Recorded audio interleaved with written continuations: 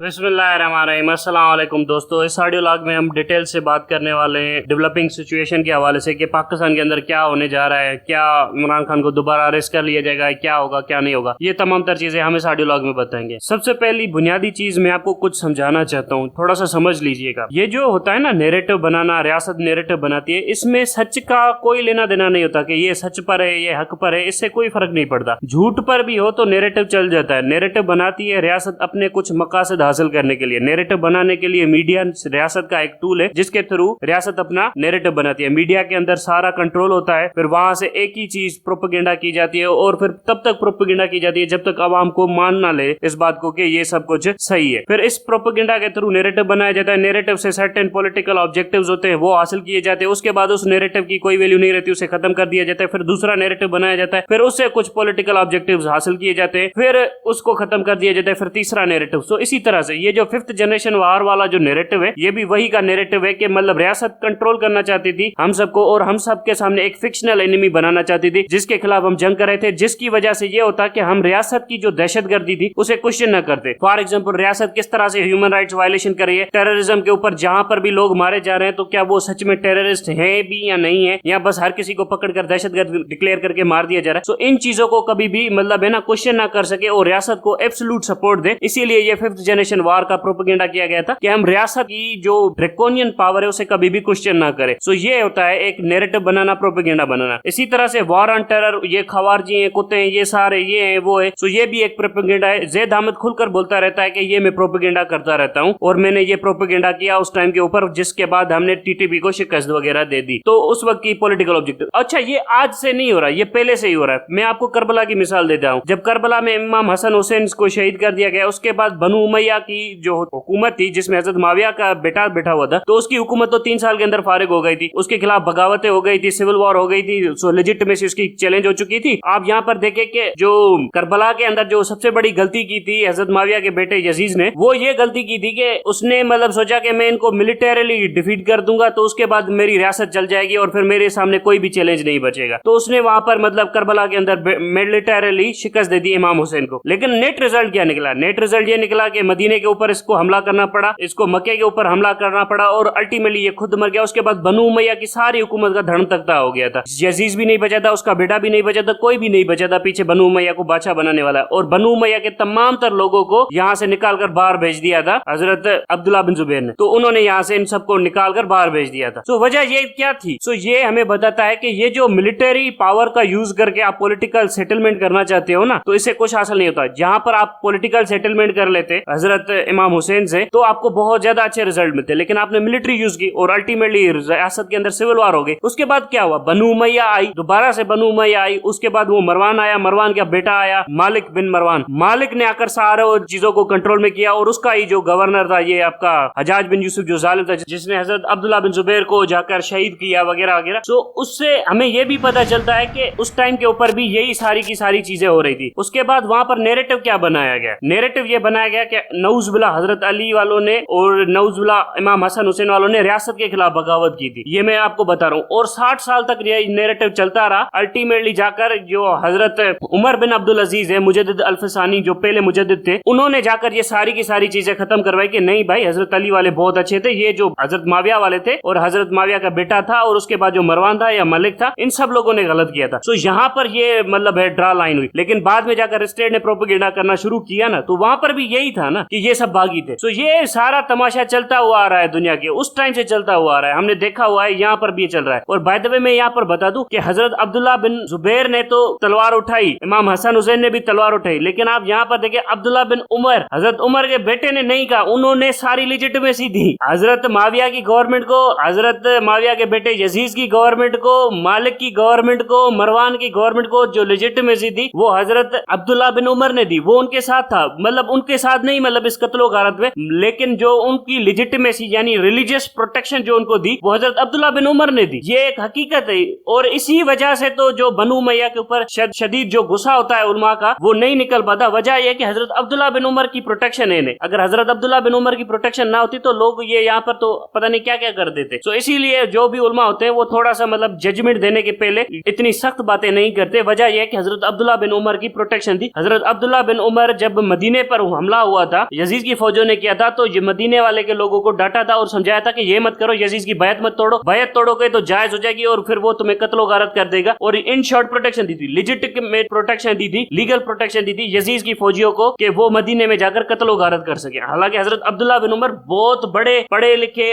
उल्मा, बड़े आला दर्जे के उल्मा है, उनकी बड़ी इज्जत है इस्लामी तारीख में। लेकिन आजकल उल्मा कहते हैं कि तारीखी तौर पर हजरत अब्दुल्ला बिन उमर से वो जो जजमेंट्स हुई थी वो सही नहीं हुई थी, जो उन्होंने बनु उमैया की जो हिमायत की थी वो जजमेंट सही नहीं थी। आज उल्मा बिल्कुल कहते रहते हैं कि ये जजमेंट सही नहीं थी, लेकिन फिर भी वो बड़ी इज्जत करते हैं कि हजरत अब्दुल्ला बिन उमर बहुत आला शख्सियत थे। तो यहाँ पर आप देखिए कि जब फसाद और फितना फैलता है ना जमीन के अंदर, तो सच हकीकत ये पता नहीं चलता कि सच क्या है झूठ क्या है, और बड़े से बड़े उल्मा भी है ना उसमें झूठ में आ जाते हैं, फरेब में आ जाते हैं। तो इससे आपको पता चलता है कि प्रोपेगेंडा कितना खतरनाक हो सकता है। जब मुनाफिक आपके अंदर प्रोपेगेंडा करे तो कितना खतरनाक होता है। सो यही आपकी जो न्यूज चैनल मीडिया वगैरह इनका प्रोपेगेंडा है। ये मैं आपको हिटलर की मिसाल देता हूँ। हिटलर के टाइम पर हिटलर ने बड़ी खूबसूरत बात की थी। ये कहा था हिटलर ने कि ये मत सोचो कि तुम जंग में सही हो या गलत हो, जंग जो जीतेगा वही सही होगा। और ये जो प्रोपेगेंडा करते हैं, तो ये जो हिटलर के जो गोबिल था वो प्रोपेगेंडा करता था सोशल डेमोक्रेट्स के खिलाफ। हिटलर था नेशनल सोशलिस्ट और वो थे सोशल डेमोक्रेट, जिनके खिलाफ हिटलर ने प्रोपेगेंडा किया था। सोशल डेमोक्रेट्स थे आपके कम्युनिस्ट, सारे के सारे जो लियोन टोल्स्टॉय वगैरह, ये जो कम्युनिज्म वगैरह आया था जो कि रशिया से उभरा था। सो ये सारे के सारे सोशल डेमोक्रेट थे जो जर्मनी को भी ऑक्यूपाई करना चाहते थे, ईस्टर्न यूरोप को भी ऑक्यूपाई करना चाहते थे, पूरी यूरोप के अंदर कम्युनिज्म फैलाना चाहते थे। उनके खिलाफ जो सबसे बड़ी बगावत की थी वो हिटलर ने की थी। तो हिटलर ने सोशल डेमोक्रेट्स को मारना शुरू किया था, और सोशल डेमोक्रेट्स में सबसे ज्यादा जो भर्ती थे वो यहूदी थे। सोशल डेमोक्रेट्स की उस टाइम की जो मीडिया थी वो सारे के सारे यहूदी थे। सोशल डेमोक्रेट्स ये करते थे कि हम सबको रशिया के साथ मिलकर एक कम्युनिज्म सिस्टम लाना चाहिए और जो नेशनल फीलिंग है उनको सप्रेस करना चाहिए। इसीलिए जो हिटलर ने पार्टी बनाई थी वो पार्टी थी नेशनल डेमोक्रेट, जिसे हम नेशनल सोशलिस्ट पार्टी कहते हैं। वो नेशनल सोशलिस्ट डेमोक्रेटिक जो पार्टी थी, वर्कर्स डेवलपमेंट पार्टी, वो ये कहती थी कि नेशनलिज्म की भी इंपॉर्टेंस होनी चाहिए। अच्छा, उस हिटलर के जो नेशनलिज्म है जो कि जर्मन नेशंस का होता था, उसको इन लोगों ने कहा कि ये रेसिज्म है, कि ये रेसिस्ट था, इसकी रेसिस्ट आइडियोलॉजी थी कि German race is a superior race. वो नेशनलिज्म था जर्मन रेस का। अच्छा, जर्मन की तारीख भी बड़ी पुरानी है। इन्होंने रूमियों से, रोमन रिपब्लिक से भी जंगे की हुई है। ये वहां का यूरोप का अफगानिस्तान है ना, वो जर्मनी है। पाकिस्तान, ये जो हमारा मिडिल ईस्ट का जो अफगानिस्तान है, जो हमारे पीछे ये अफगानिस्तान है, तो जो यूरोप का अफगानिस्तान है ना वो जर्मनी है, क्योंकि वहां पर ट्राइब्स रहते थे और इनकी यूनिफिकेशन भी बिस्मार्क ने बड़ी मुश्किल से की थी। जर्मनी ने भी बड़ी मुश्किल से इन ट्राइब्स को यूनाइट करके वहां पर एक गवर्नमेंट बनाई थी। लेकिन वरना यहाँ से पहले वहां पर बिल्कुल आजाद इंडिपेंडेंट ट्राइब्स थे और कभी भी एक बादशाह के अंडर मुतहद नहीं थे। बड़ी मुश्किल से वहां पर मतलब है ना यूनिफिकेशन रखनी पड़ती थी। जर्मन कौम डिवाइडेड होती थी। इसीलिए नीचे जैसे फिलोसोफर आए कि जर्मनी को यूनाइट करना है, यूरोप के ऊपर हुकूमत करनी है, हम सबको जर्मन को यूनाइट होना चाहिए, क्योंकि जर्मनों को जूते पड़ रहे थे। कोई जर्मनों को वहां पर मार रहा था चेकोस्लोवाकिया में, कोई ऑस्ट्रो हंगेरिया में मारा था, कोई पोलैंड में मारा था, कहीं पर फ्रांसी मार रहे थे, कहीं बेल्जियम में जर्मनों को जूते पड़े थे। हर जगह के ऊपर जर्मनों को जूते पड़ रहे थे। सो इसी वजह से उन्होंने नेशनलिज्म की फीलिंग पैदा की। उसके बाद उन्होंने जर्मनी को यूनाइट किया और उसके बाद इन्होंने सोशल डेमोक्रेट्स जो कि इनकी नेशनलिस्टिक फीलिंग्स को सप्रेस करना चाहते थे उनके खिलाफ जंग की। ये थी सेकंड वर्ल्ड वॉर की एक्चुअल कहानी। आपके सामने प्रोपेगेंडा क्या किया जाता है कि ये एक रेसिस्ट आइडियोलॉजी थी। आपके सामने दूसरा प्रोपेगेंडा क्या किया जाता है, हिटलर पूरी दुनिया का दुश्मन था। हिटलर बहुत ज्यादा कंसिलेटरी था अपने मामलात के अंदर, लेकिन वो जो कम्युनिज्म दहशतगर्द थे, जो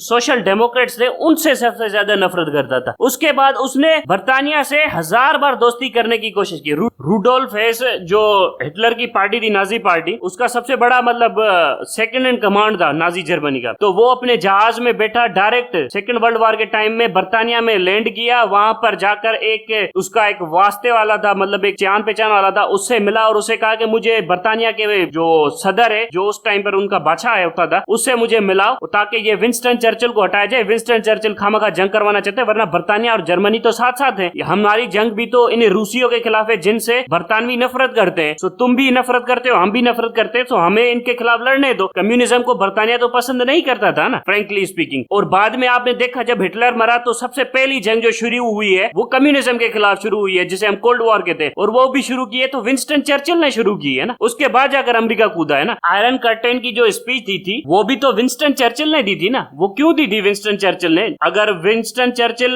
और कम्युनिज्म एलाय थे हिटलर के खिलाफ, तो यहाँ पर आपको पता है कि वो एक टेम्परेरी अरेंजमेंट था, वरना इनका भी दुश्मन कम्युनिज्म था, हिटलर का भी दुश्मन कम्युनिज्म था। सो ये हमें सबको समझ में आता है। इससे आपको पता चलता है कि प्रोपेगेंडा किया जाता है। उस टाइम पर कहा गया कि रशिया बड़ा बहादुर है, ये है वो है, प्रोपेगेंडा। टेम्पररी। जिसी तरह से जब यूएसएसआर से लड़ना था तो अफगान मुजाहिदीन को प्रमोट किया गया और उन्हें कहा गया कि तुम लोग इस्लाम की खिदमत कर रहे हो, ये कर रहे हो, वो कर रहे हो। यूएसएसआर की तबाही की बुनियादी वजह ये थी कि वो रिलीजन को सप्रेस करते थे, जितने भी प्रीस्ट पास्टर वगैरह थे उनको सप्रेस कर दिया था, मार दिया था। उसके बाद एथनिक कम्युनिटीज की सप्रेशन करते थे, जो चाइना कर रहा है उइगर के अंदर मुसलमानों के साथ। हान चाइनीज को प्रमोट करता जा रहा है जो कि मेजोरिटी चाइनीज है चाइना के अंदर। उसी तरह से ये क्या करते थे, नेशनलिस्टिक फीलिंग्स, जो वहां पर नेशनलिज्म था, जैसे यूक्रेन का नेशनलिज्म था, जैसे पोलैंड का नेशनलिज्म था, जर्मन नेशनलिज्म था, वहां पर यूगोस्लाविया के अंदर नेशनलिज्म फीलिंग थी, आपके बल्कन स्टेट थे उनकी नेशनलिज्म फीलिंग थी, आपके बाल्टिक स्टेट थे उनकी नेशनलिस्टिक फीलिंग थी। इन सबको कम्युनिज्म ने सप्रेस किया हुआ था। आपके ये जो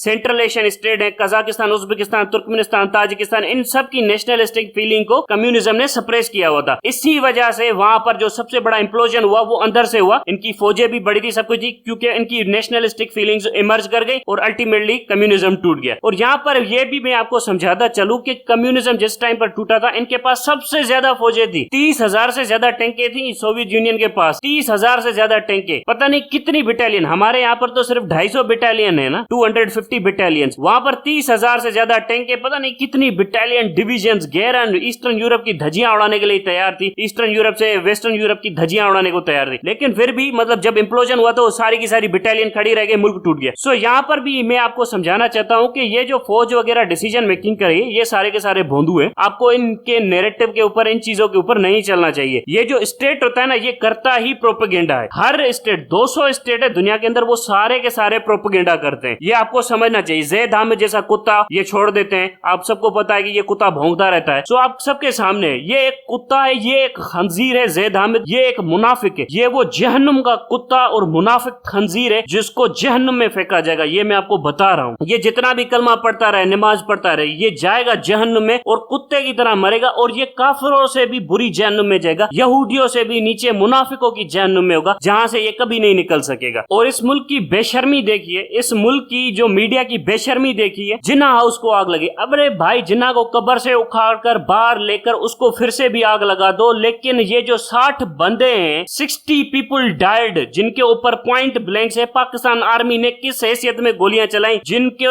किस हैसियत में मारा गया, जिनके पास हथियार भी नहीं थे, सिविलियंस थे, आर्म थे, अनआर्म्ड थे, जिनके पास हथियार भी नहीं थे, उनके ऊपर फौजियों ने गोलियां चलाई। इसके ऊपर मीडिया बात नहीं करता। ये जिन्ना हाउस का ड्रामा इसलिए किया जा रहा है कि इसके ऊपर कोई बात ना करे कि ये 60 इनोसेंट सिविलियन के ऊपर पाकिस्तान आर्मी के किस जनरल के कहने के ऊपर गोलियां चलाई गई। इसके ऊपर क्यों नहीं बात की जाती? ये तमाशा ये इस मुल्क का, जहां पर बिल्डिंगे, मंदिरें, बुत सबकी ज्यादा इज्जत है बजाय कि इंसानों की इज्जत हो। ये है वो बेगैरती इस मुल्क के अंदर। और ये बेगैरती कौन करता है? ये मीडिया करता है। इसे हम कहते हैं fourth pillar of the state. मैं आपको एक किस्सा बताता हूँ, जनरल डायर का किस्सा बताता हूँ। अमृतसर के अंदर जो है ना, वहां पर एक प्रोटेस्ट ऑर्गेनाइज किया हुआ था सिखों ने, बरतानवी सरकार के खिलाफ वगैरह वगैरह। सो वहां पर जब प्रोटेस्ट हो रहा था तो अमृतसर के अंदर जनरल डायर को अलॉट किया गया था और जनरल डायर को कहा गया कि इन सबको उधेड़ दो, मार दो। तो जनरल डायर तो टैंक लेके गया था, मशीन गन भी लेके गया था, लेकिन वो गली थोड़ी सकरी थी तो टैंक नहीं लेकर जा सकता था। सो अंदर इन्फेंट्री लेकर गया और उसने गोलियां चलाई लोगों के ऊपर और गेट बंद कर दिए ताकि लोग भाग भी ना सके। फिर लोगों ने कुएं में जंप मारने की कोशिश की वगैरह वगैरह, लेकिन उसने सबको मार दिया। फिर बरतानिया क्या करता था कि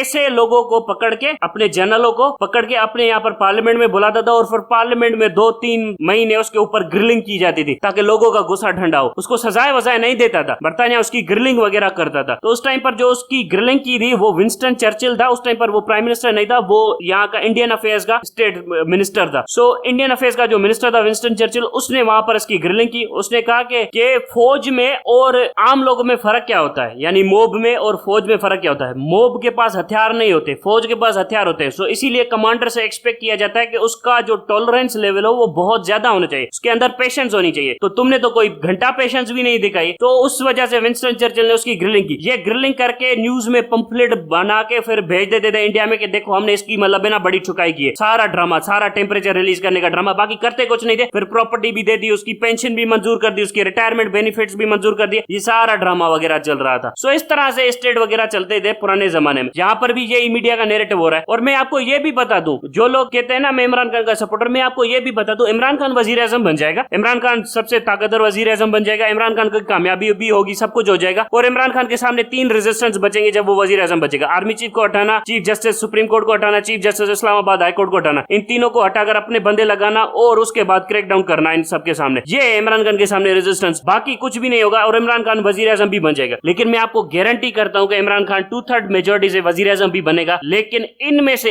एक भी पुलिस वाला जिसने ये बेगैरतियां दिखाई है पंजाब के अंदर, एक भी पुलिस वाले को एक खरोच भी नहीं आएगी। और फिर आप देखिएगा पीटीआई के ड्रामे, मैं बताता हूं ना क्यों खरोच नहीं आएगी, मैं बताता हूं। वो इसीलिए नहीं आएगी और ये पुलिस वाले भी इसीलिए इतनी बेगैरती दिखा रहे हैं क्योंकि इनको पता है इनके खिलाफ कभी पाकिस्तान की तारीख में इंक्वायरी नहीं हुई और ना ही आगे होगी, और इसीलिए ये इतनी बेगैरती दिखा रहे हैं। इसी तरह से इसीलिए ये सबके सामने कानून की धज्जियां उड़ा रहे हैं। और जिस दिन इमरान खान वजीर आजम बनेगा इन सबको छोड़ा जाएगा और इनके खिलाफ कोई भी कार्रवाई नहीं होगी। और इसीलिए मैं इमरान खान की सपोर्ट वगैरह बहुत कम करता हूं। 12 जब तक वजीर आजम नहीं बनता तब तक तो सपोर्ट करके पहुंचा देते हैं, उसके बाद मैं भी देखूंगा और आप भी देखिएगा कि कैसे किसी भी पुलिस वाले के खिलाफ कोई कार्रवाई नहीं होती और शटअप कॉल दे दी जाती है आवाम को। ये आसिम ला को तो हम निकाल लेंगे, उसके बाद बुशरा ला से हमारी जान कौन छुड़ाएगा। यहाँ पर इमरान खान को अपने वर्करों से ज्यादा बुशरा बेगम की फिक्र है। और ये मत न समझिएगा कि ये बुशरा बेगम कोई सीधी बेगम है। ये बुशरा बेगम बड़ी पॉलिटिकल एक्टिव वुमेन है, फाइनेंशियल एक्टिव वुमेन है। इसको बड़े अच्छे तरीके से पता है कि इमरान खान को कैसे कंट्रोल में रखना है, उसके बाद इमरान खान से करप्शन कैसे करवानी है। ये अपना पूरा खानदान सजा देगी, मैं आपको बता रहा हूँ। ये जो हम आसिम से तो जान छुड़ा लेंगे, नवाज से भी जान छुड़ा लेंगे, ये बुशरा बेगम हमारे घर में गलों में पड़ जाएगी। ये पीटीआई वालों के, इससे भी जान छुड़ाने के लिए पीटीआई वालों को तैयार रहना चाहिए। अब तक के लिए इतना ही। Thank you very much.